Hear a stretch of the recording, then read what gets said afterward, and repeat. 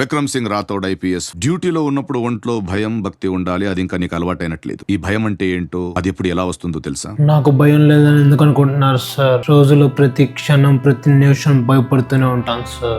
2 ఏళ్ల క్రితం కూలి పనిలో చేరేటప్పుడు విధి నిర్వహణ నా ప్రాణాలను అర్పిస్తానని ప్రమాణం చేశాను సార్. మీరు చెప్పినట్టు తలుపు చప్పుళ్ళు ఐస్ బ్యాచ్లు రావచ్చు రాకపోవచ్చు, కానీ ఏదో ఒక రోజు నా వీసా ఖచ్చితంగా ఎక్స్పైర్ అయితే తీరుతుంది సార్. ఆ రోజు ఇండియాకి వెళ్ళిపోవాల్సిన ఆ క్షణం, ఇచ్చిన మాట ఎక్కడ నిలబెట్టుకోకుండా తల దించుకోవాల్సి వస్తుందన్న ప్రతి క్షణం భయపడుతూనే ఉంటాను సార్. కూలి పని చేసేవాడికి భయం ప్రతి నరంలో ఉంటుంది, కానీ నా భయం నా మాస్టర్స్ లోన్లో ఉంటుంది సార్. నా డ్యూటీ అయిపోయింది సార్.